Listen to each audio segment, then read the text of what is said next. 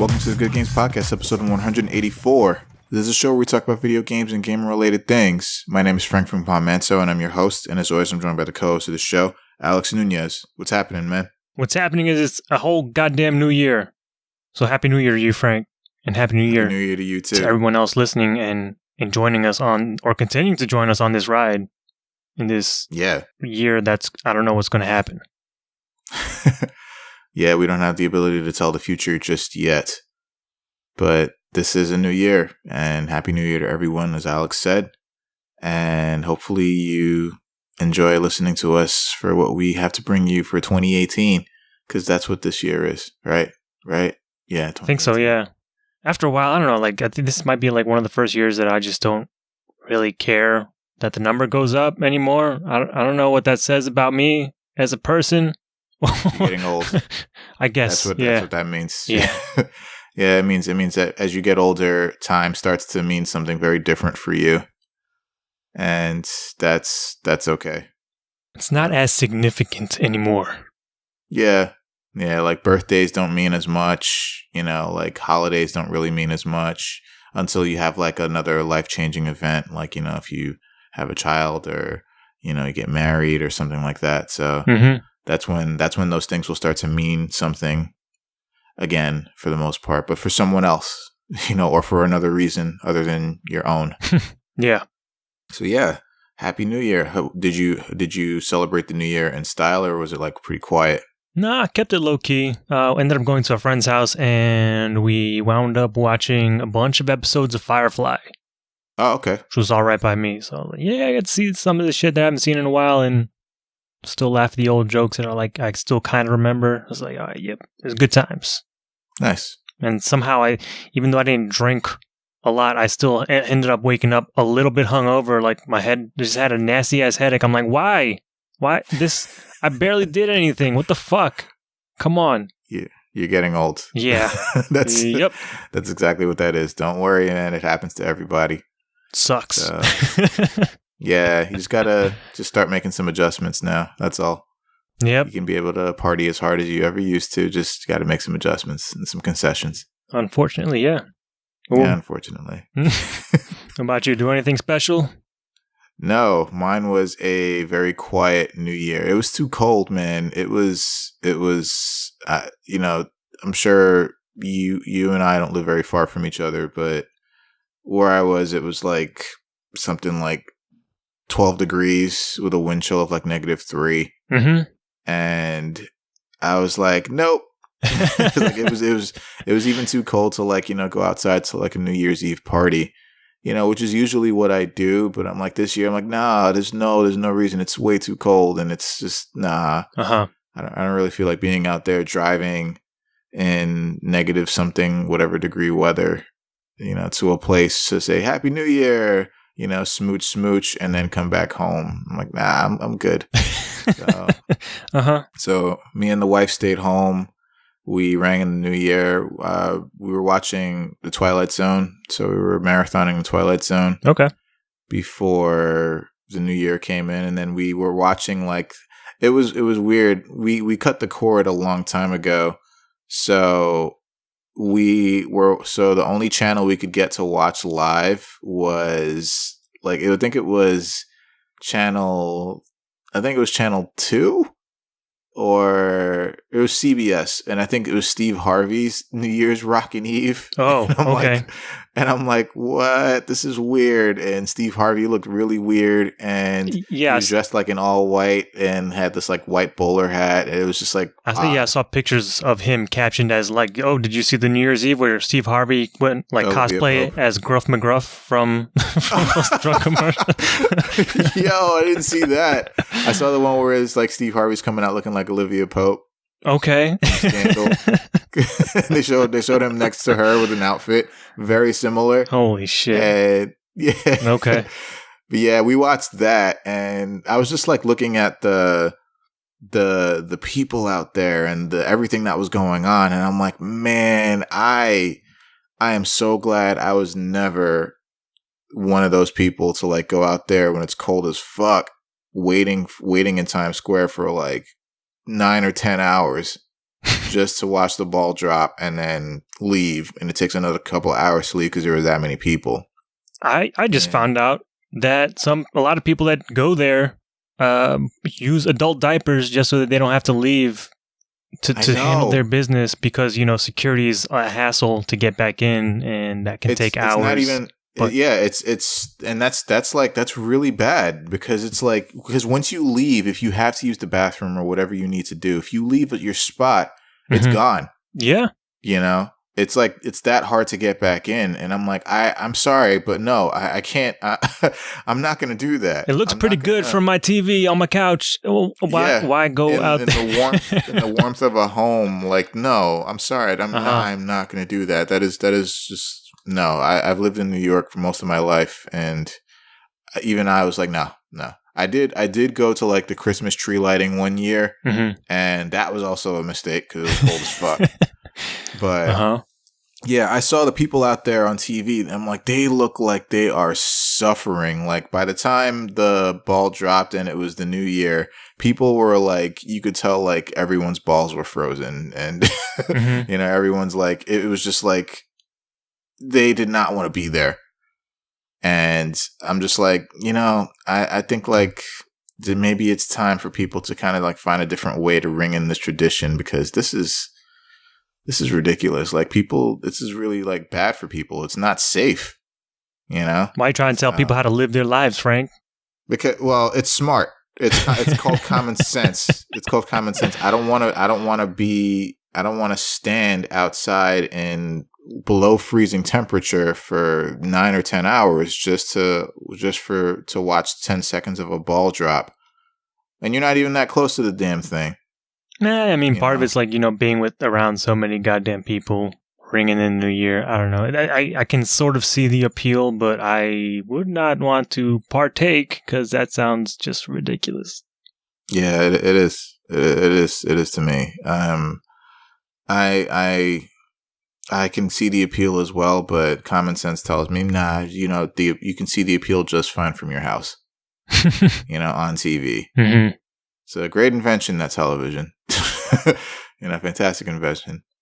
But in any case, so we got like another request for discussion again.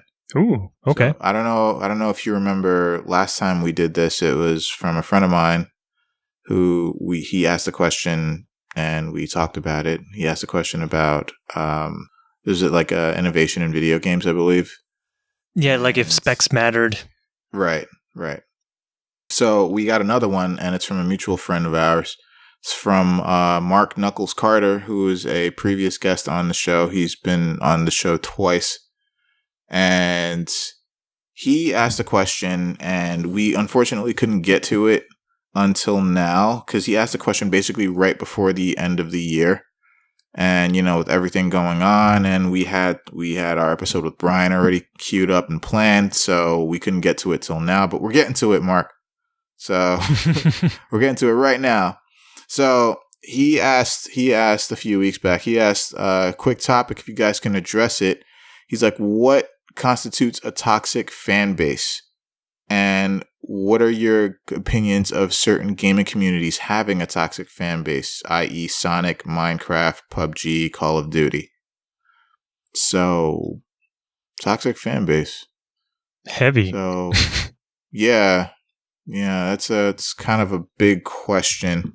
And I hate to say that it's a big question, because I'd say the vast majority of gaming communities are toxic.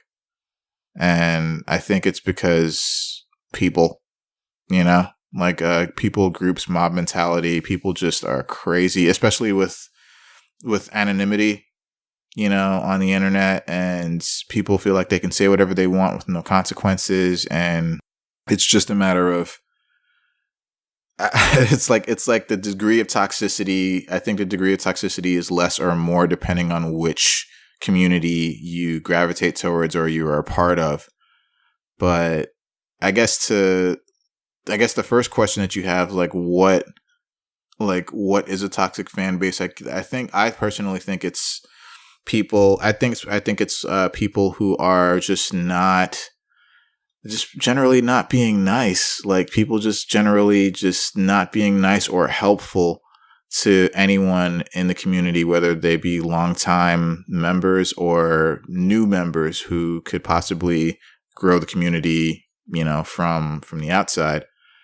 And, people have egos. Like if like there's someone new in a community that asks a simple question that they might not know, but everybody else knows, then it seems like the programmed response is to shit on them and to tell them to get good and to tell them to, that they have to, like, you should know this, or this should be easy for you. Like, how long have you been playing this game? Like, why are you here, like, bothering us with this shit? And it's just like, people are just not nice, and that combined with no consequences for, saying these things, because, you're not saying it to a person's face. So people are a lot more loose at the mouth, or the fingers, I should say. And it just gets into this whole dynamic of ego and hierarchy. And it's just, yeah, I think that to a degree is what constitutes a toxic fan base. Just people not being nice or helpful, or trying to, or just not contributing, or the degree of not contributing to the growth of the community, or of like the game's meta. So yeah, I don't know. What do you think about that? I think I kind of agree with what you said, or how you defined it. Basically, like, if you boil it down to it, it's just people not being nice, not being respective of other people's either opinions or, play styles or what have you. But yeah, also, like you said, there are varying degrees of toxicity. I think pretty much every community has some level of toxicity, be it, just random people being assholes about certain things.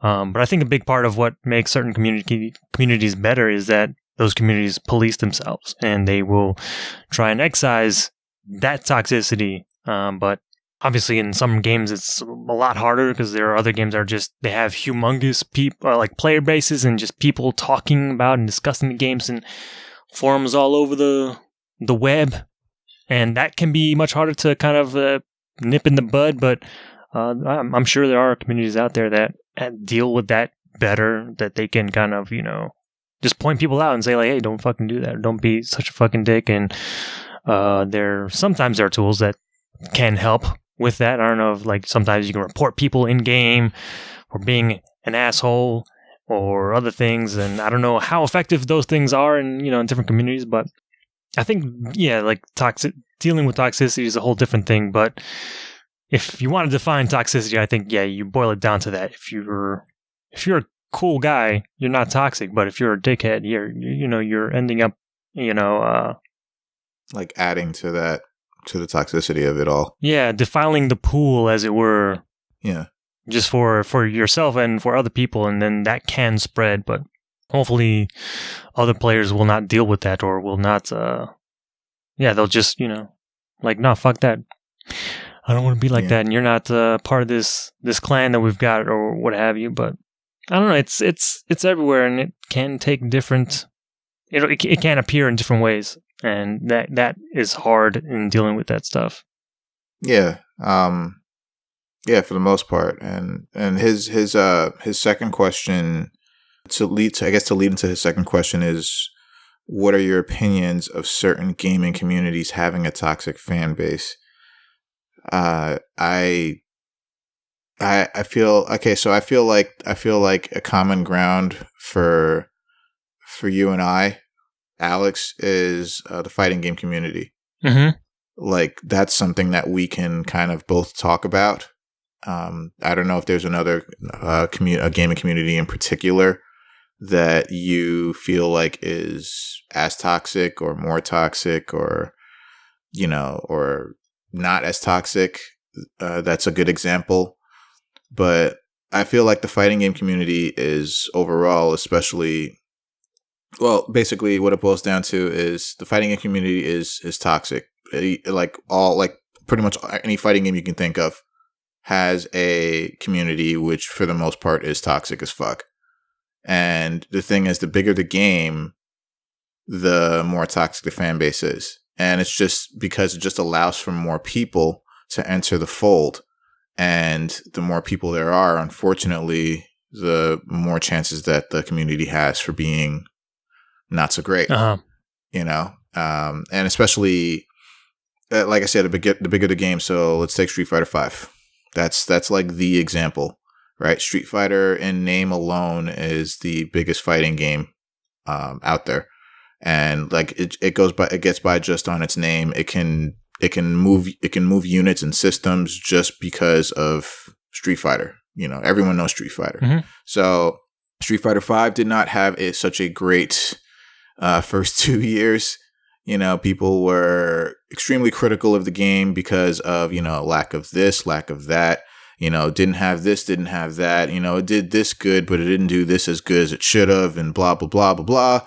Right? So the combination of those things also partnered with the whole esports kind of surge that has happened in the past few years.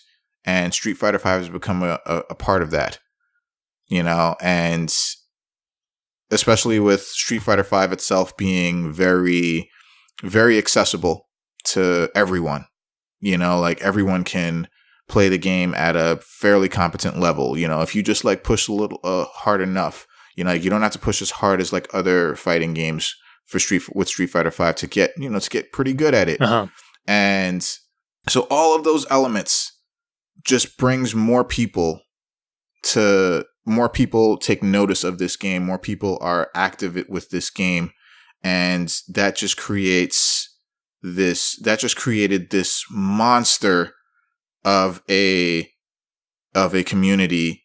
And with that monstrous community, the toxicity is prevalent. It's right there in your face. Like I'd be hard pressed to find like more positive settings than negative. And it's just a matter of, I think again, to just go back, I think the more people, and depending on the game itself, like the bigger the game, the more people that take notice of the game, the more people that are a part of the community, that just leads to more toxicity. And unfortunately, that's kind of the age that we live in.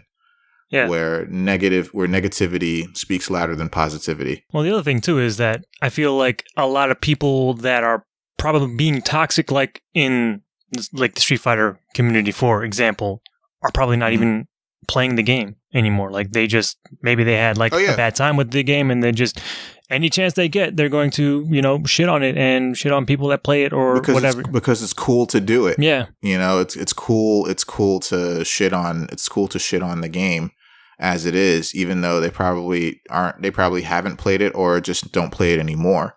Mm-hmm.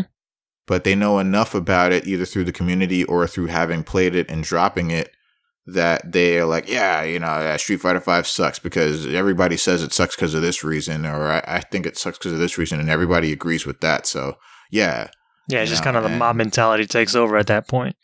Yeah, and I think that's what it boils down to. It's just like you said, mob mentality. Like more people, higher odds of negativity, hence toxic fan base, and so. I mean, I don't know. Do you have anything on that particular?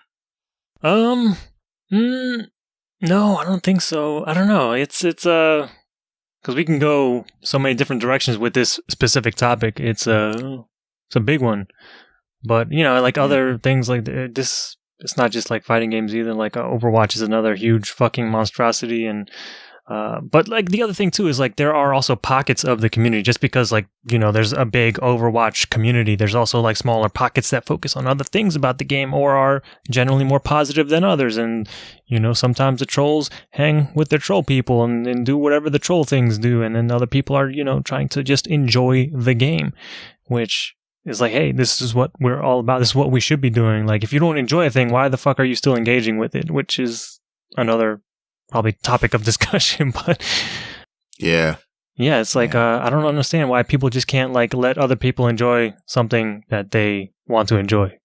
And I think that's where the ego comes. I think that's where people's ego comes in, because when people feel like they're a part of something, then it gets to them, it gets to their heads, and they feel either threatened or they feel like they can't be bothered with anyone who is trying to, come up just like they did in said game or community or whatever have you. Or that maybe somebody has like a realization about like, oh, this game is really bad and I'm the one that noticed and you guys are still like, dumb sheep for believing in this game and I'm better than you because my eyes have been open to the truth or whatever bullshit they want to spew. And the thing is people will most likely listen more to that person that says, oh, this game is shit, even though everyone else thinks the game is good, rather than someone saying like, oh, hey, this game is actually good, but everyone else thinks it sucks, and that the person who's kind of like on a more positive note, or like, hey, this game is actually pretty good, and here's why, they'll get drowned by like everyone, but the person who's saying like, this game sucks, like people will not drown them as quickly if like, hey, yeah, I can see why they think the game sucks. Yeah, it kind of sucks in that regard, but the majority thinks the game is pretty good. So we'll just see. Yeah, whatever, that's fine. You can have that opinion. But people are like crazy. It's just like, God, like people don't respect anyone's opinions anymore. Like people don't know how to have like actual like debates, like that you have your opinion, I have mine, and we have to respect each other's opinion, but at the same time we don't agree. It's possible that happens. It's called being human. It happens regularly on this show. But we are able to see eye to eye on things. Like, and I can at least see your point of view on things, even though I don't always agree with it. And I'm sure vice versa. Same here. Yeah, same here. But it's just like as a matter of fact, people need to just start respecting each other's opinions, but that's way too much to ask. Like that is like, no way. There's no way. Like, what are you, crazy? I ain't got no time for that. Right. That's too hard. I gotta mine Bitcoins. I gotta get my Reddit karma, get my Twitter likes up. Come on, son. Yeah, I gotta have the Instagram followers, man. I gotta post a new picture every day, to keep my shit up. Like, man, I ain't got time for that shit. I ain't got time for respecting other people's opinions. The fuck. So yeah, I feel generally as a whole, toxic fan base and certain toxic communities just has to do with people and human nature. And I feel like the more people that are involved with said thing, the higher chance of negativity and toxicity. And I mean, that's just what it is, and Mark, I didn't even know, like, I didn't even think like the Sonic community was like that toxic. I mean, I'm sure it's pretty toxic, but like, I didn't know it was like to that degree where it's like, oh yeah, this is one of the examples, because he put it next to Minecraft and PUBG, and I'm like, God damn, Minecraft at a time was like one of the biggest fucking communities out there. Yeah. And then PUBG is the fucking biggest game out there, So it's like, I'm like, Sonic, damn. So like, what happened? I kind of feel like if there are games, it also depends on the type of game. If the game welcomes competition, then that kind of also goes hand in hand with competition. In this setting, goes hand in hand with negativity and toxic environment. But if it's like a co-op game, then I feel like those communities are less toxic than the others. I just thought of like a Star Wars ass quote where like, competition breeds salt, salt breeds hate, hate leads to toxicity. It's just like, it's all connected. No, but it really is though. It really is though. It's just like, yeah, it's just, if it's competition, if the games welcome competition, again, you can use fighting games as an example, that's straight up competition. So, people compete and people talk shit, and then it just devolves, I should say, into something more negative than it should be.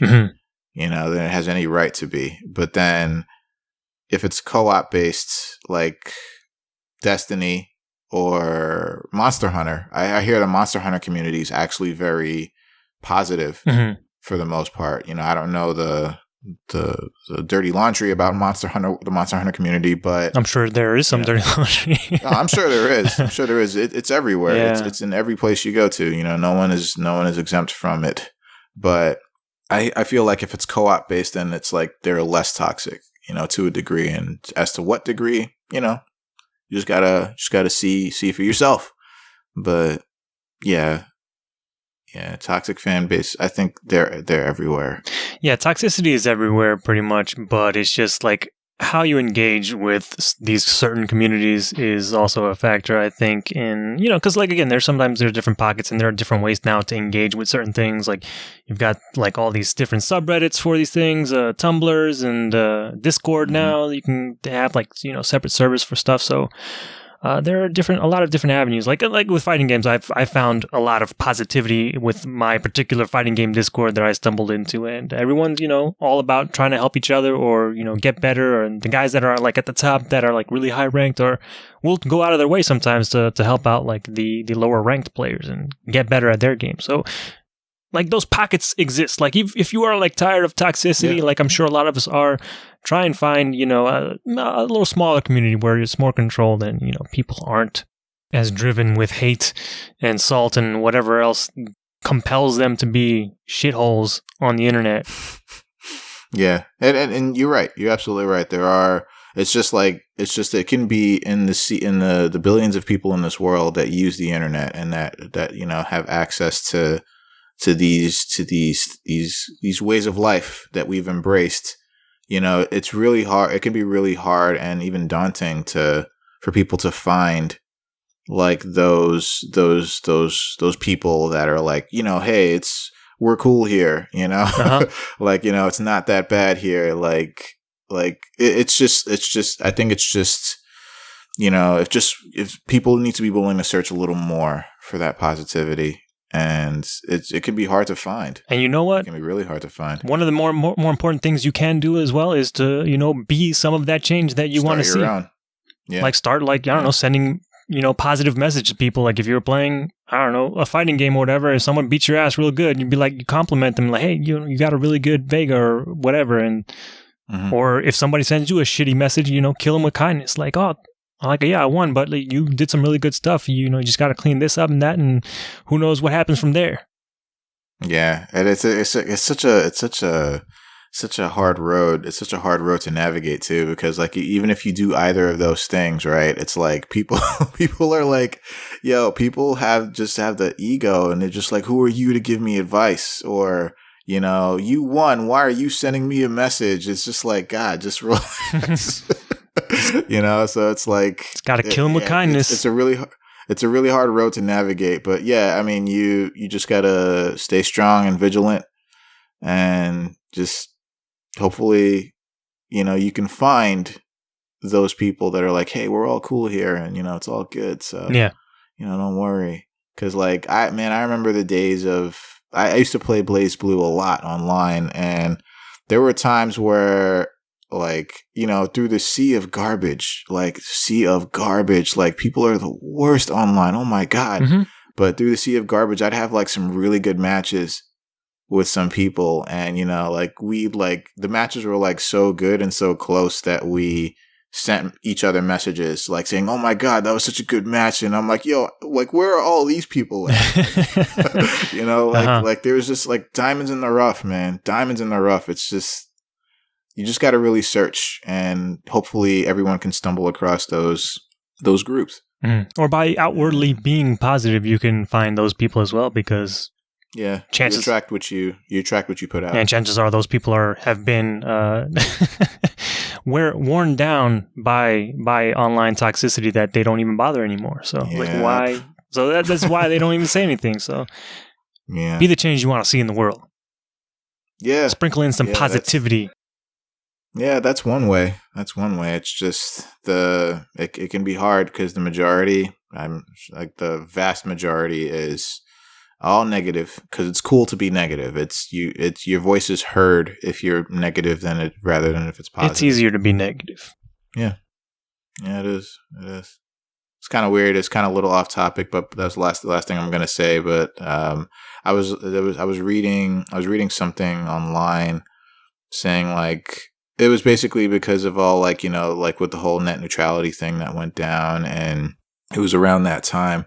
And so like I think it was a Reddit user or a Twitter user, but basically they took it upon themselves to say like, there's a lot of negative shit going on in this world right now.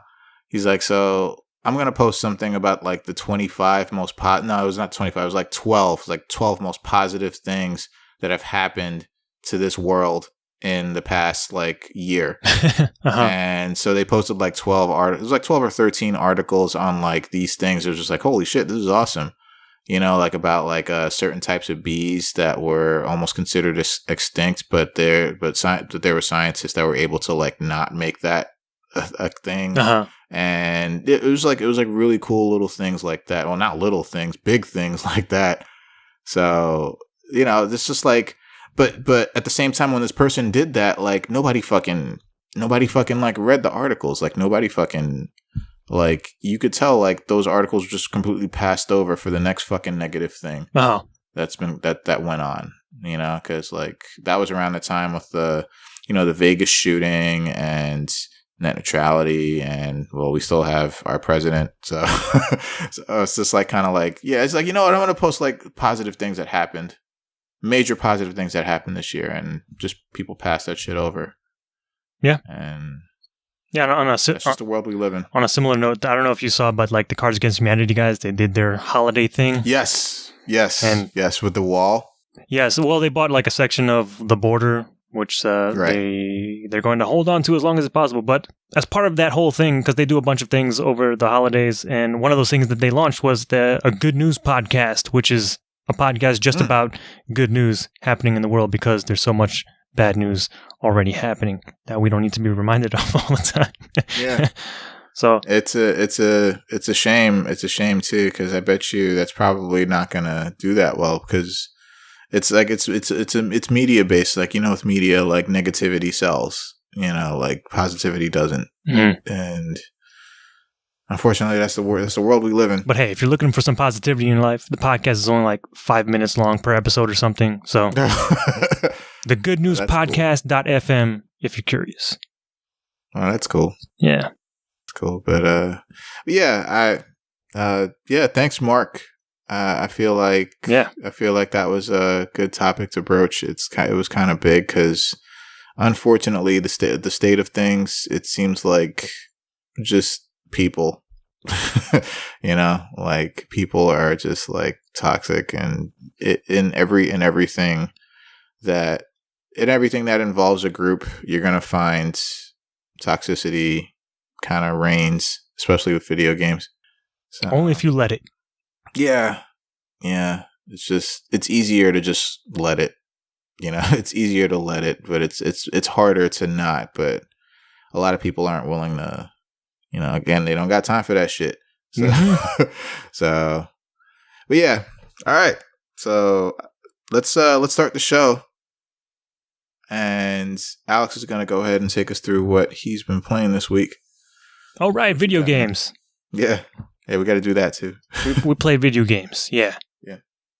So one of the things I played over like the holidays and stuff, I was trying to catch up on Horizon Zero Dawn. Still slowly plugging away at that game. Okay. Although I find myself now more just focusing just on the main line. Like, I'm not really messing around with side quests and stuff. Because moving around that world, I'm like, I don't know. I don't have a desire to explore too much past the just the main path. But I did see some like I got to the next like big story beat, and that was kind of interesting, detailing like the whole past and how the apocalypse happened. And I'm like, okay, I'm seeing little pockets of that, so that's interesting. I'm still intrigued by the story. But yeah, like a lot of the incidental stuff on the side is not really my cup of tea so far. So I don't know. I'm gonna still be playing that game. Hopefully, finish it soon. I've also played a couple of Nintendo Switch games over the holiday. Really? Did you require a Switch? No, not yet. But a cousin of mine came over and, for the Christmas and New Year's and all that. And yeah, he brought his Switch and we were playing multiplayer games and handing off the Joy-Con controllers and stuff and messing around. And one of those games was Mario Kart 8 Deluxe. Nice. A lot of fun. I haven't played Mario Kart 8 in a while. And I haven't played the Switch version, so we did some of the new battle mode stuff that was in there. And that was a bunch of fun. Except I had a really bad run with that, I forget what it's called, the Cops and Robbers mode. Oh, shit. But yeah, it's like, one team is the cops, one team is the robbers, and the cops have to capture the robbers, and the robbers are put in jail until one of the robbers can free you them by hitting a button. And my first time doing that mode, my team was just demolished. We were the robbers. And I was like, I went like immediately to jail. I was like, what the hell just happened? I never played this shit before. What's going on?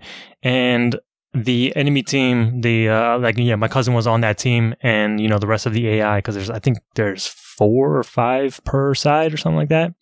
I think it's 4. Yeah. Yeah. So I was like, my hopes were pinned on Lakitu to free us, but the motherfucker got caught and didn't free any of us. So it ended immediately. Like, no chance for me to do anything in that game. I was like, okay, that was not fun, but all right. Mm-hmm. But that Mario Kart is still fucking good. Mario Kart 8. Yeah. It still has its inherent bullshit though, but I continue to be king. But my reign on what's it called? The Baby Park? That fucking small ass circuit? Yeah, I'm still king of that track. Baby Park, Jesus Christ. Mm-hmm. I'm the best there, man. I love that shit. Are you now? I am. Oh, okay.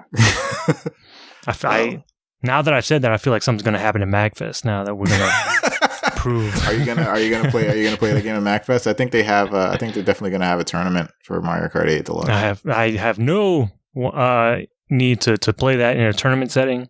No, thank you. What? Yeah, Mario Kart 8. Baby Park is insane.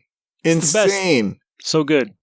Why did they do that? Who thought of this? Let's just make a circle and make it really small, and then have like 12 laps. It's an oval, Frank. Come on, it's not 12 a circle. Cars. It's not a circle. It's 7 laps. Come on, man, get with it. I think Double Dash. That was in Double Dash, correct? Yes, it was. That was the one Mario Kart game that I owned. That's why I'm very familiar with Baby Park. Not that you need a lot to be familiar with that track, because it's very simple. Yeah, it's very simple. The most straightforward. It's crazy because it's basically Mario Kart bullshit all the time. Like, you're never safe ever. Yep. So. Very easy to lap people. It's a lot of fun. Yeah. You could be in first place and just knock people out of whatever, the 4th, 5th place and shit. It's the best. It is it's the perfect encapsulation of the Mario Kart experience. Yeah. But in addition to that, we also got to play Crawl on the Switch, which I was very excited to check out because I've seen the game before. I've never actually played it myself. Okay. So I was able to twist my cousin's arm into downloading the game. And Crawl. So if you don't know, Crawl is essentially a 4-player dungeon crawling game. It's both kind of competitive and cooperative at the same time in a weird way. But it's got this crazy ass like 8-bit aesthetic. It's really well done. They've also got like this crazy voiceover guy who's like overdoing the voice, but in the best way possible. He's like he's just completely selling the experience about like how this crazy shit is happening. And I didn't realize that was in there in the game, but it definitely helps us sell the experience. So what you're doing is so you start off with like, you can play up to 4 players, obviously, if you don't have, because we only had the 2 Joy-Cons, we didn't have extra controllers. So the other AI or the other companions were AI people by the computer. So when you start the game, first you have to pick which god you want to worship. And there's like, it's like some demonic, I don't know, some Cthulhu-esque god. And based on which god you choose, that god each god has like different minions below them, which are important later because you will become them and use those guys later. So based on which god you pick will be the different monsters that you can become. But the game starts off with all 4 players as humans, these humans adventurers around the campfire, and whoever is last is the adventurer. So you basically have to kill each other in order to gain, the rights to go through the dungeon as a human being. Oh. And it's in the beginning, it's one hit. So whoever gets the first hit on somebody, you kill that person. So I was like, oh shit, I thought we were going to have like health bars and shit. Nope, it's just one hit. And that's it. So when the 3 other people are dead, they are spirits in the game, and you're like a little transparent ghost floating around the screen, and you can kind of mess around with different objects in the game. And then the one human being is the one that gets to go and decide where to go in the dungeon. And your job as a spirit is to fuck with the adventurer as much as possible. Ah. So because you want to be the guy, because whoever beats the boss at the end of the game as the adventurer technically wins the game. Mm-hmm. So the adventurer is kind of going around the different rooms. Sometimes there are different like inanimate objects that you can take hold of as a spirit. And sometimes like you can like possess a box, and then you can aim the box and then throw it. And then, if the adventurer happens to walk past you, you can do some damage or knock the adventurer into some object, or just do a little bit of damage to him. Sometimes there are more dangerous objects, like there are like these traps that you can take hold of, and then they can go out in one direction and basically kind of just collide with the adventurer if you time it right. And they're like little flamethrowers and shit. It's there's a lot of things you can do, and it's a lot of fun. Sometimes they're like a statue which you can possess, and then you become this like fucking crazy monster. I took hold of one of those things, and I had like this rushing attack that I didn't know what happened or what was going on with it. Maybe I just like knocked the guy away or something. But when I finally connected with it, I'd like literally grabbed the adventurer and power bombed him onto the floor. I was like, holy shit, that did a fucking crazy amount of damage. I was not expecting that, but there are a lot of little surprises like that in the game. But also, like, if there are any enemies on the screen, the adventurer cannot continue to the next room until all the enemies are destroyed. And I forget what causes it, but as you're breaking stuff up, or I think even as like maybe the adventurer is loitering around, there are like these little spirit globules or whatever, and those are basically currency that you can use. I think they call it wrath in the game.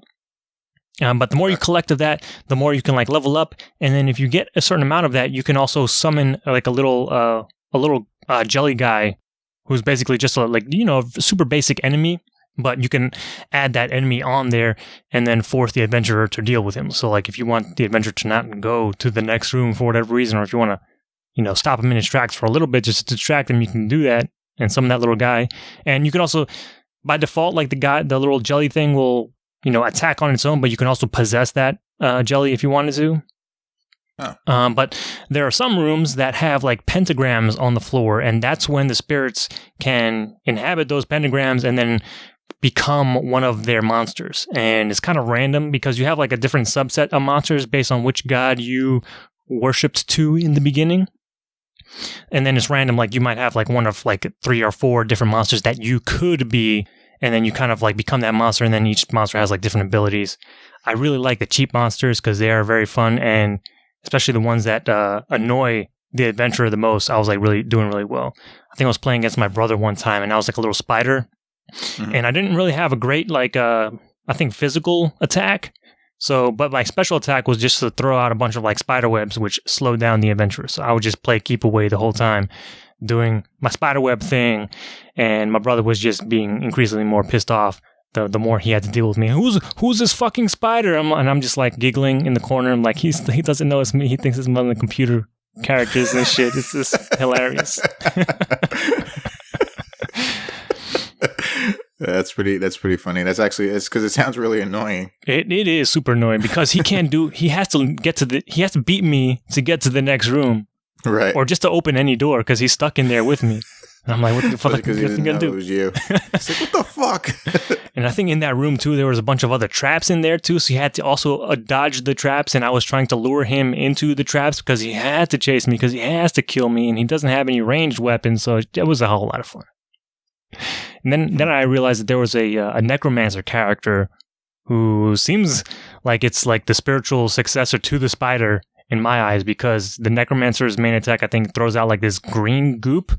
It's like a ball he throws on the floor, and then the floor becomes green, and I don't know if it's poisonous or if it does like damage over time or whatever, but it acted a lot like the spider webs, But then he has like his special ability is to summon monsters, like summon zombies out of the ground. So I was like, holy shit, this is the greatest thing right now. This is my guy. If this was a fighting game, he would be my main character because I could just throw out the little green balls and, paint the floor.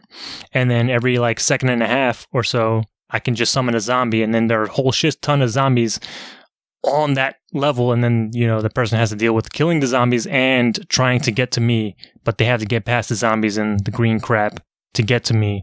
It's that shit can be a whole lot of fun.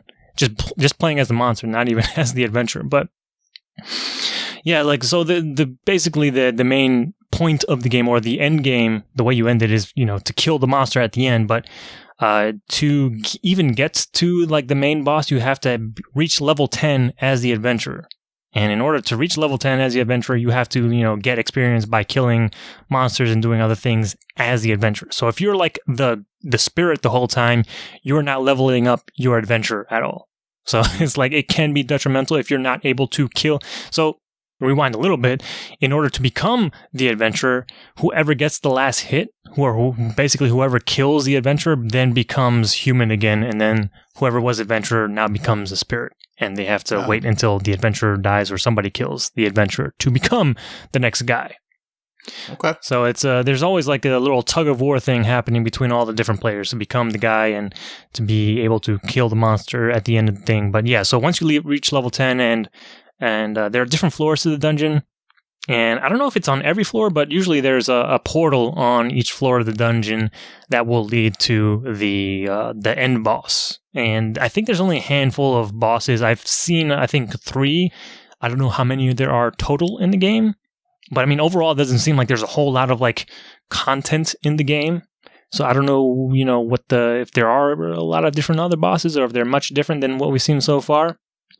So when you get to the boss, and basically it works the same way, in which all 3 of the other spirits, they are doing stuff to you to prevent you from killing the boss. But so the one adventurer is the one fighting the boss, and then the 3 spirits are basically controlling different parts of the boss. So one of the bosses is like this weird, like big ass squid monster, looks ugly as hell, but also looks gnarly in the 8-bit art style. And so there are 3 parts of the boss that you can take control of. So like you can take control of the head, which controls its like big ass laser beam attack, and it's very slow. It recharges a long time.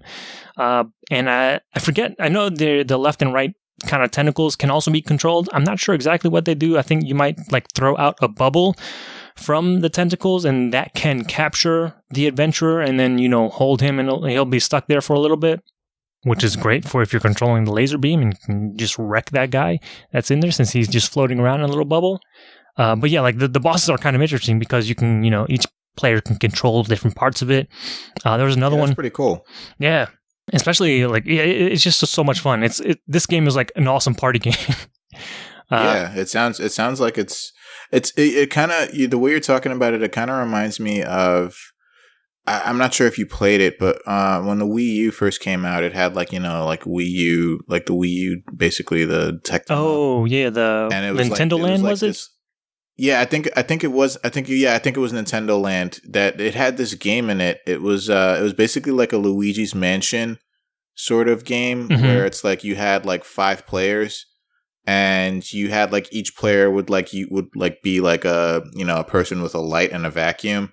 And then there would be another person who had the gamepad who'd be a ghost. And basically, like, the ghost had to kind of, like, basically it was 4 people versus the ghost. And it just kind of reminded me, it's kind of giving me that kind of vibe, but on a, in a different way. Yeah. So. Yeah, it's fucking. Sounds really fun. Yeah, it's gnarly as hell. It is a lot of fun. There's another boss where it's just a 3-headed dragon. And obviously, you can probably guess that each of the 3 spirits can take each of the 3 heads. And if the event, each head does different things. Yeah, I don't remember. Like one I know throws fire. I forget what the other ones do, but yeah, they all do different things. And throughout the fight, like if the adventurer does enough damage to a particular head, the head will fall off.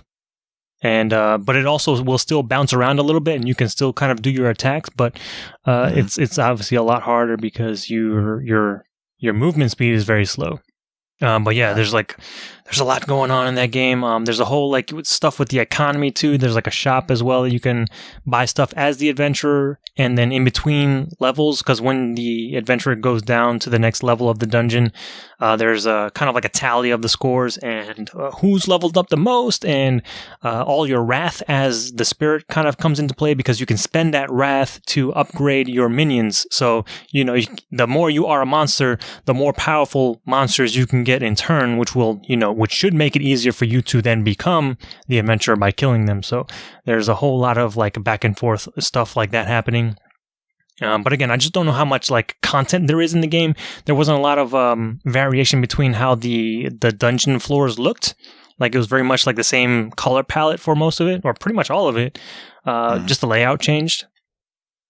And again, I don't know how many bosses there are. I saw like maybe 3 or 4. I don't know if there's a lot more, but that's my only concern really with the game. And because of that, I don't know how well it would hold up. Like if you were just to play it like by yourself with just AI people, it seems like you would want to play it with like people around you, local co-op and all that. But if you got people on the couch with you, this game is a whole lot of fun. It is ridiculous. It is, yeah. You can mess around with people. It is great fun. Cool. Yeah, I know it's been out for a lot of other platforms, but like it feels right on the Switch. Like it's all about being with other people, and with the Joy-Cons it makes it easy. So I was like, yeah, I got to finally play Crawl, and it's still a lot of fun, man. Crawl's dope. Nice. But yeah, that's pretty much all the stuff I've been playing, or the stuff I want to talk about right now. So I've been playing some other weird stuff. But what about you, man? What you been playing? So I've been continuing my journey in Life is Strange Before the Storm, and I feel like, I don't know, I feel like I'm at a point in the game where I'm like, I'm like so close to the end. Okay. and it's just like, didn't have time to actually like complete it. So, but I just wanted to talk about it really quickly. As far as I know, my opinion of it earlier was kind of like, well, I need more. And I got more. It's just that it just also reaffirmed that I felt that the game needed the sci-fi element to give it more of a push. Okay. So the game story is progressing very nicely, I have to say. And even though it's kind of in the whole Telltale style where like you have to see all the choices, and you can't see the short-term fallout anymore. But the story's progressing very nicely, and it's making me like the characters more the more I go through this game. And because episode 3 released like last week or 2 weeks ago. Yeah. And I'm on episode 3 right now, and things are getting like shit got kind of real. Like okay. like shit got kind of real, like kind of fast in episode 3. Episode 2 was kind of fleshed out to a point where you kind of see where both Chloe and Rachel are coming from, and why they're being teenagers and all of that. But at the same time, in episode 3, shit gets kind of real, and it's like, oh fuck, okay. Like now it's like there's a real drive behind your motives and your actions, and like it's keeping me very engaged, which is kind of like it was hard for me to tear away from it. But okay. I had to in some respect. But at the same time, the game is really, I say as a whole, the game is really good. I can tell like the endings kind of be like, no, like this is not supposed to happen. But even though if you played the first Life is Strange, what happens at the end. But I feel more strongly about the game than I did when I played just episode 1. So even though I still do wish it had the sci-fi push, but right. The game on its own, I think it holds up very well. I would not say it's better than the first Life is Strange, but I will say that it's almost there. It's almost there. It's kind of close to the first Life is Strange, but it's not quite. Not quite the same. But now it's like now I have to wait for the special episode, and now I have to go back and make all the other choices that I didn't make, and Oh see wow. how the game turns out in that regard. And yeah, it's yeah, this is why I wanted the sci-fi element, so I didn't have to like go all the way back and see what turns up. But yeah, but I say I recommend playing this game. Right. And I would actually now change my thoughts on if you should play this game first. I think you should play this game first because it offers a lot more backstory into Chloe, and it makes the events of the first Life is Strange involving her that much more poignant. You know, so I would definitely say play Before the Storm first because that's the order that you should play them in. So, yeah, that's pretty much all I wanted to say about Life is Strange. And yeah, it's a great story-based series. You know, I have no issues with it. Everything is pretty on point with the acting here. And I'm still glad that Ashley Birch and Hannah Tell are coming back for the special episode. Yeah.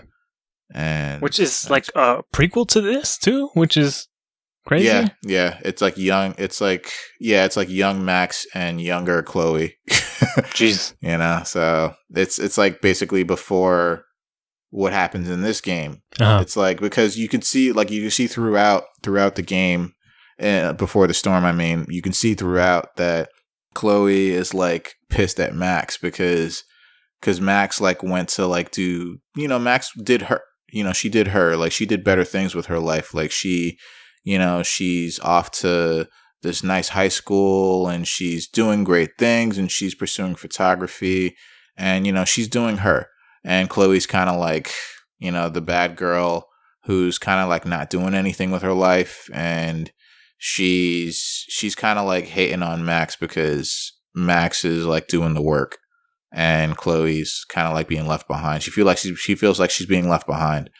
So you can see that throughout that Chloe is really mad at Max. And so I'm guessing the special episode's kind of like, well, what happened to make Chloe so mad at her? And, you know, like, how did they deal with it? What was Max's take on the whole thing and so on and so forth? So, okay. So yeah, I'm still eager to see how that all went down because they never really kind of specify like the straw that broke the camel's back as far as, you know, why they're not really friends anymore and so on and so forth. Okay. So, yeah, but they become friends again in the first Life is Strange. And then that game ends. So, yeah, no spoilers. Yes, please, no spoilers. I need to still play that game. Yeah, you do. You should play the first episode. It's free. Well, I have it. Everywhere. I think it was PlayStation Plus at some point. So I have at least the original Life is Strange. Yeah, I think the first episode. The first episode of the first Life is Strange is free. Not Before the Storm. That's not free. Not yet. Okay. But yeah, I say you should play the first episode of the first Life is Strange. It's good stuff. There's a lot to me. A lot better story beats with the first Life is Strange than this one. But this one is not bad. Okay. This one is not bad. It's just different people and you see a lot of the same people and yeah, it's good. I know you mentioned trying or wanting to go back and play the game to see the other choices. Is that something you did in the first Life is Strange, or was it just because you could, you know, see or have access to time travel that you didn't need to do that? So both. It's both. You could go back, and I did go back to a degree. I went back like the first 2 episodes, I think. Okay. To see, even though, but the thing is, when I was playing the first Life is Strange, because of the time travel or the rewind mechanic, because you could see the short-term fallout for everything, there's really no point in you going back. But there were there are the major choices that you make that affect the path that you go on throughout the game. Like, I wanted to see what would happen with those, and because you'd have to basically play the game all over again in order to see what would happen, even though you could rewind. Yeah. And there were also points in that game where like I think I had mentioned that you lost the ability to rewind temporarily because it was kind of like you were on overload. So because you used the power way too much and it kind of left you for a little bit. So there were points where you couldn't rewind and you had major choices to make. So like you that would be another reason why you'd go back and play the game to see like what would happen if you pick a different choice. And yeah, so you could, it's kind of both, you know, you could kind of like, I saw the short-term fallout for everything that I could. And then I wanted to go back and see like how it actually affected my path. But the way when I was going through the first 2 episodes again, like I had a feeling that it didn't really matter in the end because the end was the major choice. And guess what? No rewind. Right. At that point, you know, that again, it was that point where your power was gone.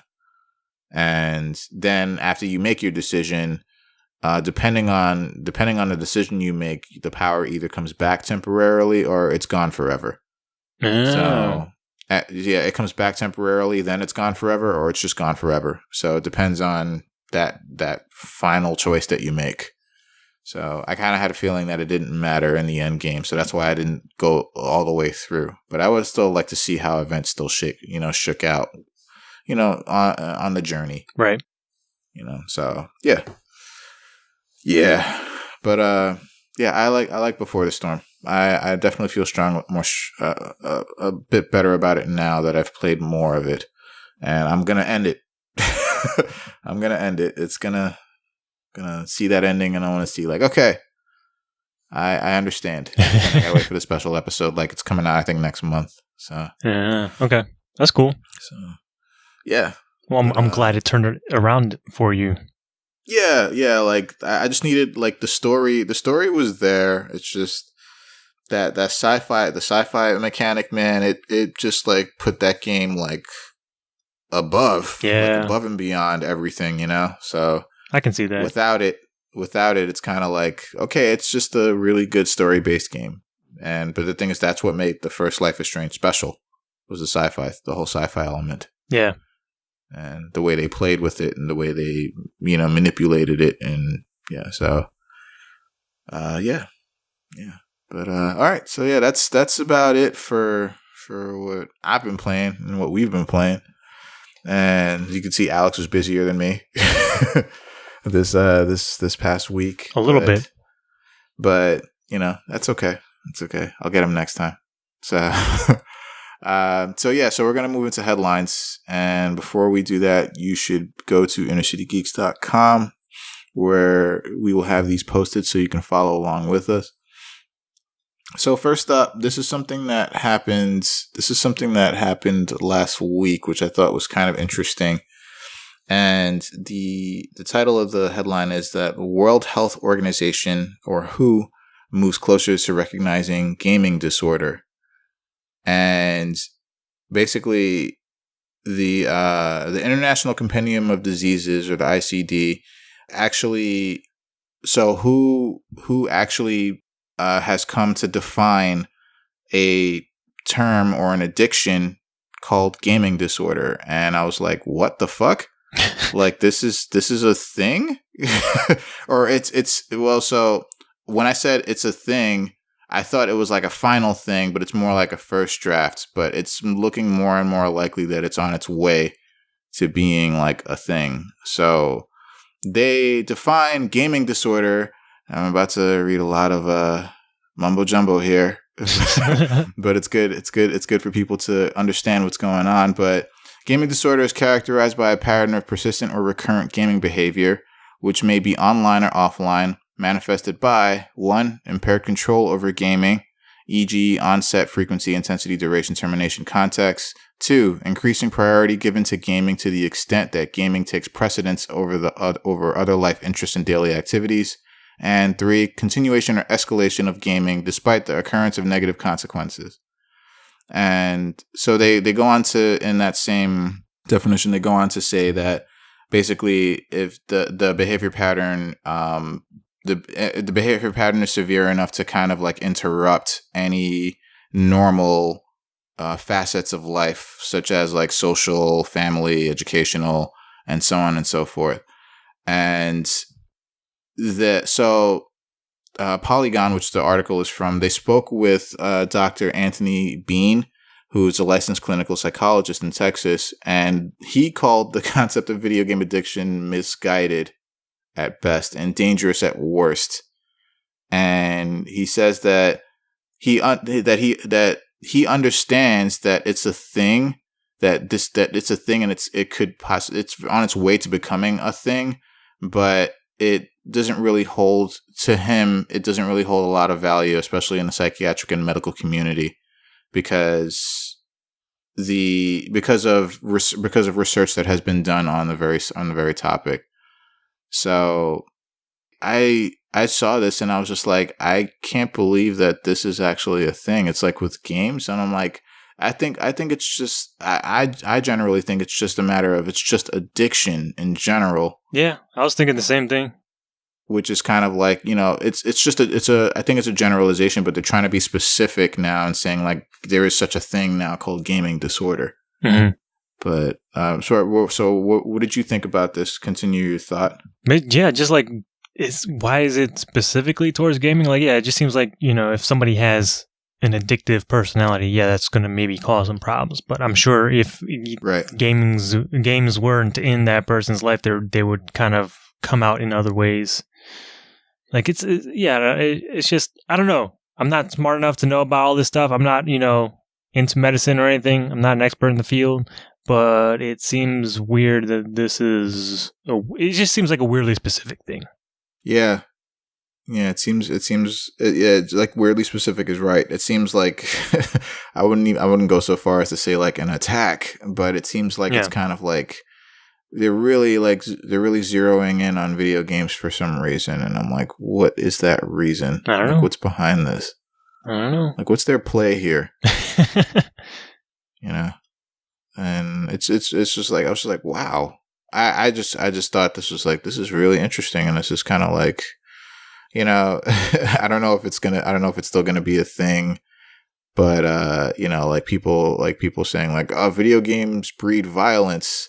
And this is going to be just something that they're going to just use as ammo for that cause. But I'm not sure if that cause is as strong as it used to be. Mm-hmm. Yeah. But yeah, like in my mind, this would just fall under just addiction. Addiction. Yeah. Yeah. It's just addiction of a certain type. That's all. But there's addiction of everything. If it can be consumed in some way, there's an addiction. There's a tendency for addiction for that thing. I don't know why, but I've been thinking about like, Law and Order addiction, where TNT's got those crazy marathons. You just sit on the couch and watching TNT or, watching Law and Order, and especially if it's SVU, man. Fuck. If you put SVU in front of me, I will literally sit there for like 10 hours. Then the episode ends, and then, the credits roll by super fast, and they're already playing the next episode. It's like, fuck, I'm already... They got me already. Shit, I can't move. I can't get up now. I know. It's crazy, man. Yeah, SVU.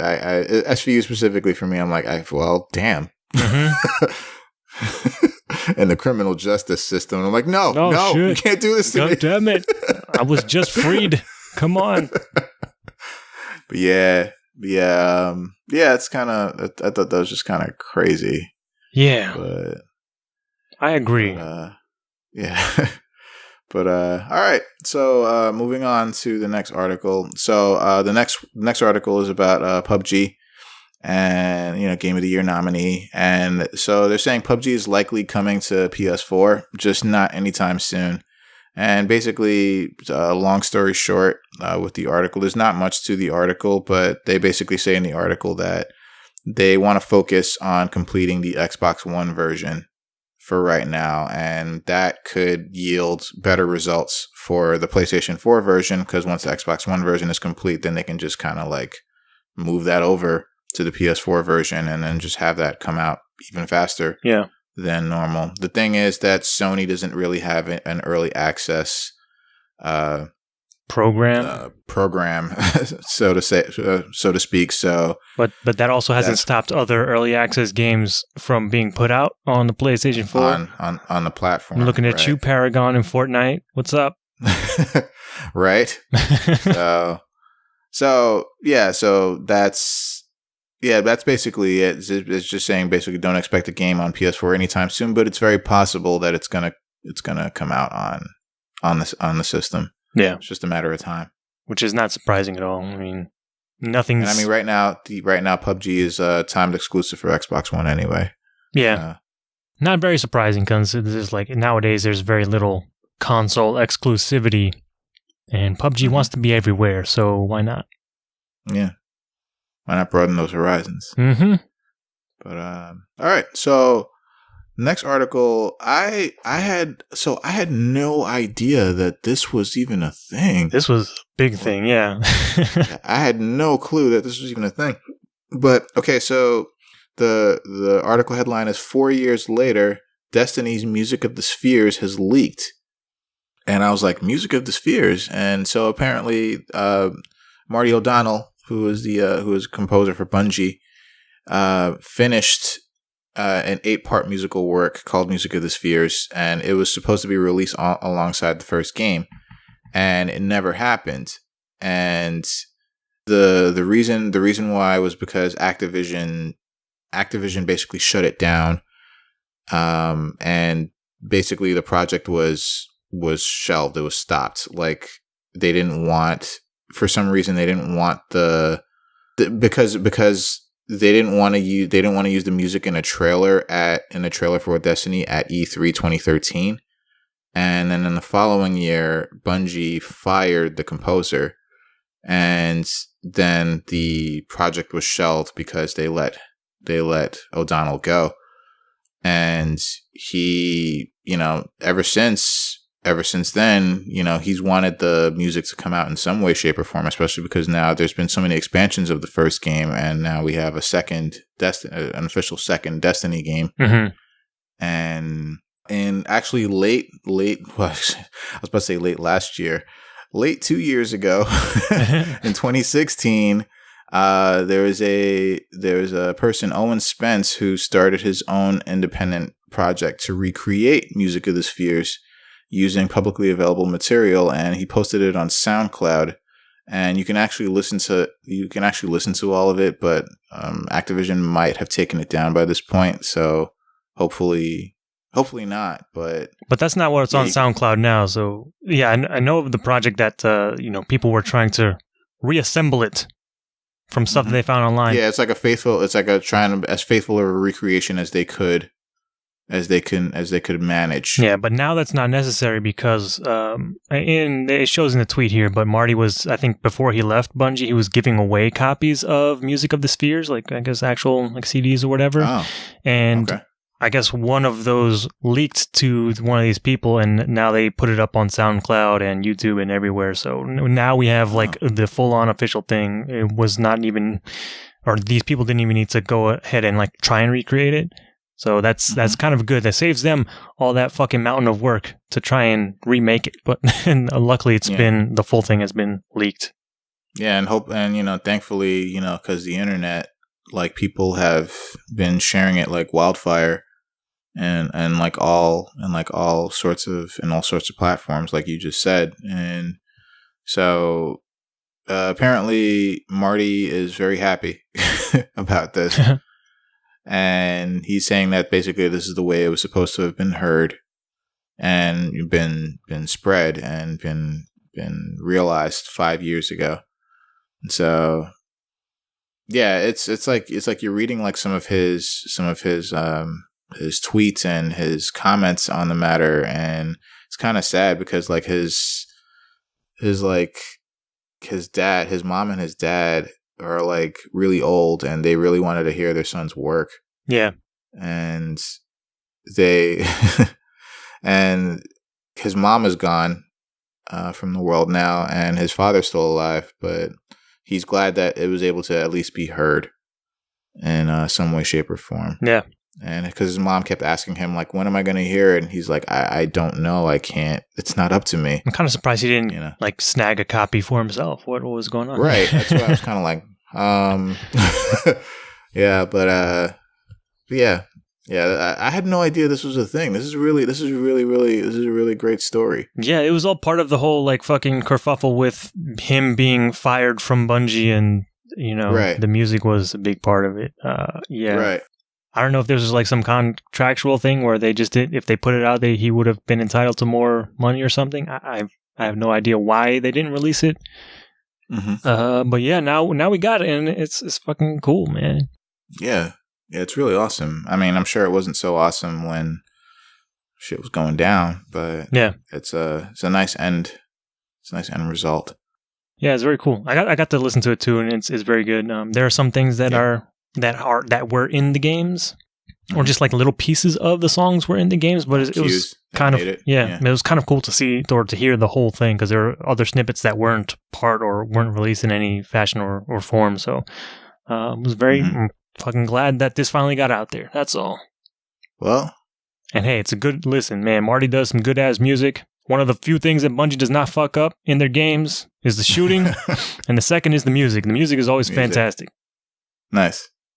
Yeah, it was nominated for Destiny 2 was nominated for Soundtrack of the Year. Yep. The Game Awards. So that's good. That's it. I like that's good. It's a nice story. It's a nice end to the story. Yeah. So, all right. So the next article is that basically, so Nintendo is having a so I don't know if people remember, but we talked about this on the show. But there was Nintendo had a kind of like a secret emulator inside the Switch that you could use to play NES Golf, and you had to basically use your Joy-Cons in a specific way. And if you remember Satoru Iwata, R.I.P., when he did his Nintendo Direct sign off, and you use your Joy-Cons in the same way, the golf game would actually boot up and be playable using the motion controls of the Joy-Con. And so now hackers are saying that the latest firmware update removes that game. That's terrible. Yeah, it's pretty bad. So they basically removed all code associated with the game, and the code was overwritten with nonsense code, apparently. And if you try to, recreate the conditions to, bring the game back, then it would result in an error. And yeah, that's a shame. Yep, it's a shame. Yeah, even though it was oddly specific with the way that you had to do the game. You had to basically do it on Iwata's birthday, July 11th, and then you had to do the Joy-Con motions, and then that's when you can get the game and play it. But yeah, now it's gone. Yeah, it was a nice little Easter egg, and it seems stupid to go out of their way to get rid of it. Like, it's not hurting anybody, is it? Like, what? I don't understand. I don't know if it's like a business decision or if it's like, fuck, I want to erase all this stuff, and Kimishima's like, no, Iwata's dead. God, it's like if that was the case, it's like that sounds really awful. It does sound awful. Like, why even go out of your way to do that? And why go out of your way, and why like spend the resources and the money to try to like get rid of it? Yeah, it's like just leave it there. It's fine. Yeah. God, that sounds terrible. He's dead. What? Jesus Christ. But yeah, that's sad. That's really bad. I feel like that was just like that. I hate to say it, it's kind of a very Nintendo thing to do. They do shit like this all the time, and they don't want to like, keep any kind of like happiness in their corporate ways. Unless, now I'm thinking like maybe there was a concern security wise, because maybe there was a way to, load in other stuff in the emulator and, homebrew and shit. So I don't know if that was a concern, but maybe that's a possibility. I guess they don't mention it here, but yeah, like there was no response from Nintendo officially. Right. So all we can do is speculate. Yeah. But it still sucks. Yeah. But, all right. So moving on. Oh, I actually skipped something, but I'll leave that for last. It's fine. So moving along. So remember Rising Thunder, Alex? I sure do. That indie fighting game. Hell yeah!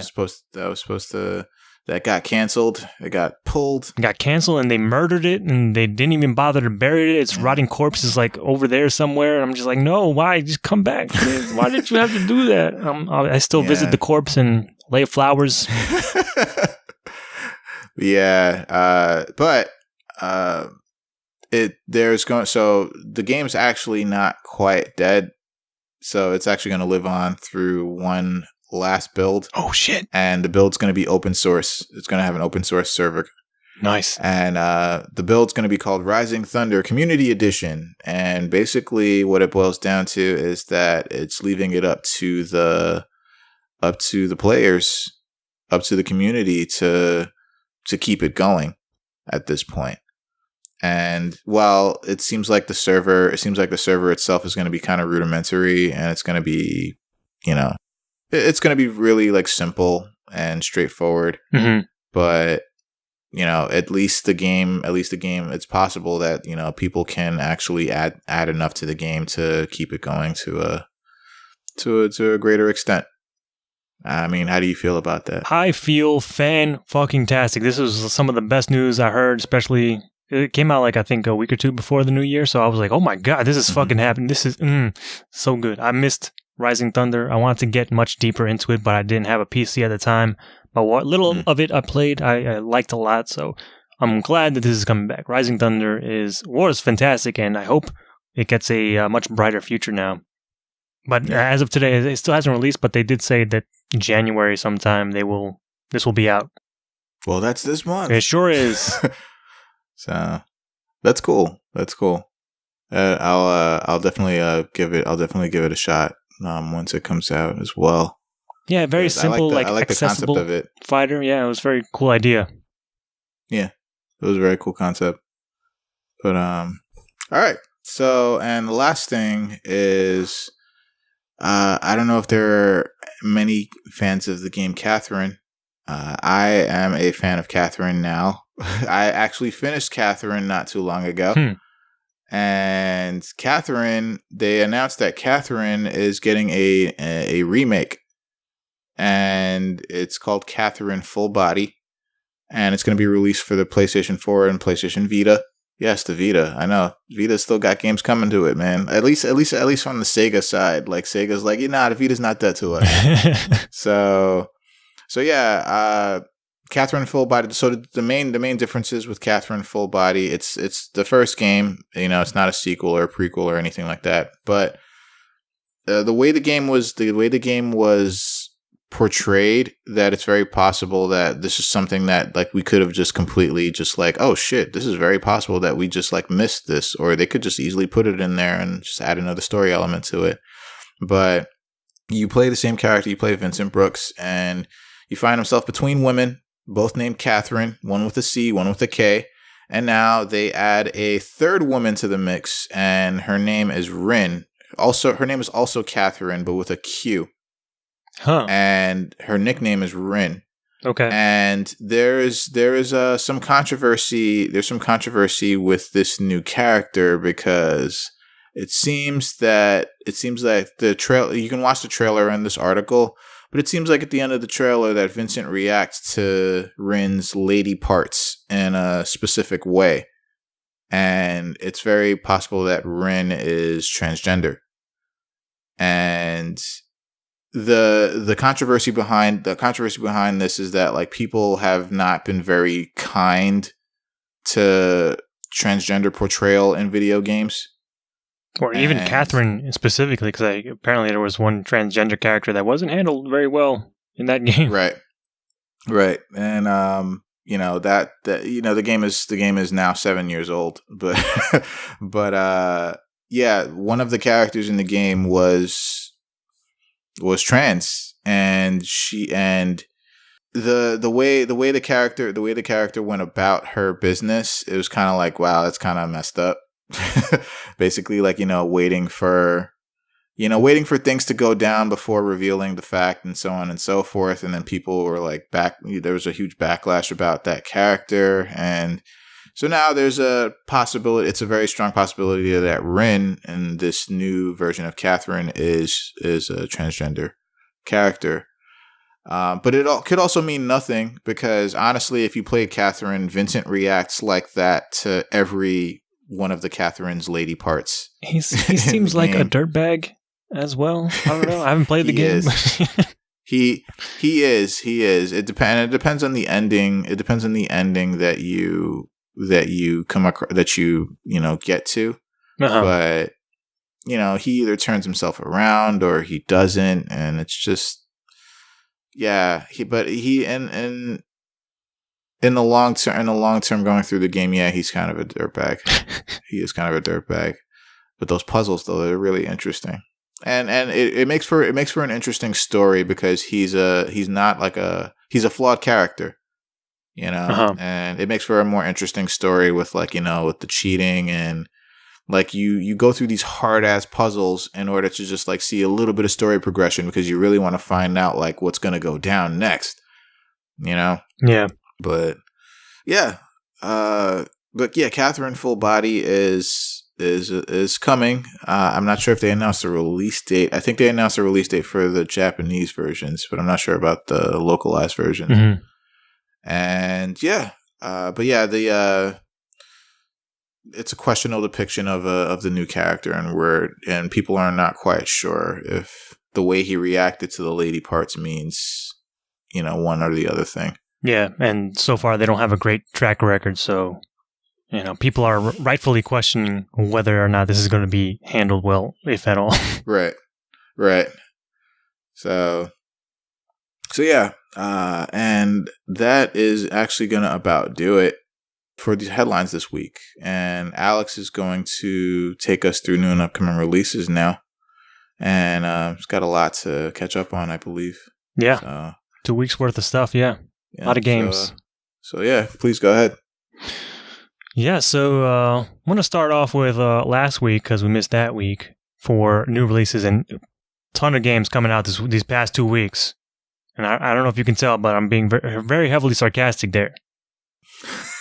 So, for last week, December 26th, we had SteamWorld Heist Ultimate Edition for the Switch, The King of Fighters 96, Neo Geo Arcade Archives for the Nintendo Switch, and Style Savvy Styling Star for the 3DS. Those were all the titles that were released last week.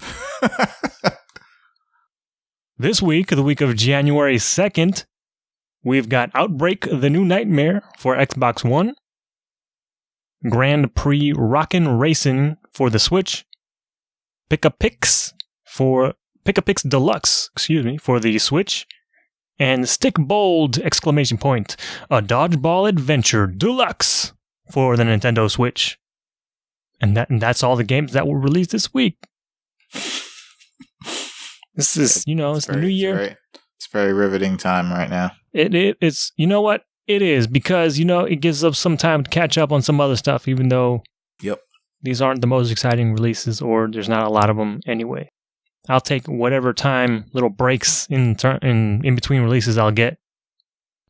But that's not all this week, because it is the beginning of another month. So we've got your various gaming subscriptions and games that you can get with those things. So for PlayStation Plus, January 2018, if you have a PS Plus subscription, you can get Deus Ex Mankind Divided for the PlayStation 4, Batman the Telltale Series for the PlayStation 4, Sacred 3 for PlayStation 3, The Book of Unwritten Tales 2 for the PlayStation 3, Psycho Pass Mandatory Happiness for the Vita, also cross-buy with PlayStation 4, and finally Uncanny Valley for the PlayStation Vita, also cross-buy with the PlayStation 4. There are also some bonus PlayStation Plus stuffs you can get. First of which is Starblood Arena for PlayStation VR. You can grab that anytime from between now and March 6th of this year. And also for all you Warframe players, there's a PlayStation Plus Booster Pack 2 bundle, which gets you a bunch of like in-game currency and skins and weapons and all kinds of other stuff for Warframe. You can grab that as well between now and February 13th. So jump on that if you want. That does it for all the PlayStation Plus stuff. You can also get stuff with your Xbox Live Gold subscription. So for games with Gold this month, you can get The Incredible Adventures of Van Helsing 3 for the Xbox One. I wasn't aware they made so many of those games. Good Lord. You can get that for the entirety of the month of January, so January 1st through the 31st. And Zombie, ZOMBI, for the Xbox One.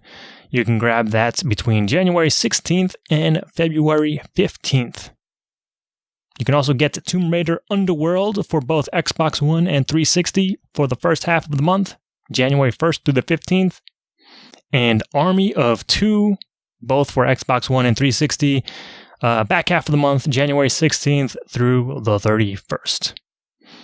And with that, that's going to do it for all our new releases for the past 2 weeks and all the free games and everything. And yeah. Nice. So that means we are done with this episode. So before we officially go, we would like you to visit innercitygeeks.com, which is where we're located, and we have a bunch of stuff sometimes regarding everything geek. You can listen to some of our old episodes on our YouTube channel. It's Good Games Podcast, and you can also listen to our new episode as well. And you can listen to us on iTunes. I should rewind a little bit. You can listen to us on iTunes, where you can leave us a review, and that's the best thing that you can do for us. Let us know what you think of the show, whether you like it, whether you don't like it, so we can improve or stay the same or get worse. I don't know if that's possible though, because we can only go up. New year. I don't know, man. After what happened last year, I'm pretty sure shit can get a whole lot worse. Oh, man. Yeah. Don't worry. Nothing. It's nothing, no direction but up from here. I'm sorry, no more toxicity. You got to be positive. Right. Mm-hmm. So let's hit that reset button. So you can listen. You can also listen to us where our podcasts are available to be listened to. Stitcher Radio, Google Play, whatever have you. Just we're there. So listen to us out there as well. I also want to encourage everyone that if you're going to do any kind of Amazon shopping, I know the holiday season is over, but I know you still go to Amazon for stuff. Go to innercitygeeks.com first. There's an Amazon banner on the right-hand side of the page. Once you click that, it'll take you to Amazon.com, and then go buy whatever it is that you were going to buy. And a little bit of that will come back towards us so we can provide more show and more content just for you. You can reach us on all of the social media outlets, mainly Facebook, Twitter, Instagram at Inner City Geeks. The Twitter for this show is at Good Game Podcast, and you can also email us at goodgamespodcast@gmail.com. And that is going to about do it. Oh, wait, before we go. So by the time you're listening to this, MagFest is going to be in full swing. And it'll be the first day of MagFest by the time you're able to listen to this. So if you happen to be out there or going out there, come say hello to us. We'll be there. And yeah, MagFest fun. So oh God, fun. Yeah, that's coming up. Yeah. It's not even fully formed in my mind yet that is happening. Yep, this week. Mm-hmm. So yeah, MagFest fun. So yeah, come and say hello to us. We'll be there, and don't be shy. We'll just be walking around. Nothing crazy's going on. We'll be playing video games just like everybody else there. Yeah. And yeah. So hopefully we'll see you there, and you'll see us there. So that's gonna about do it for this one. A happy New Year again, everybody. We're gonna say goodbye, and in leaving, as always, we say good games, everybody. Good games.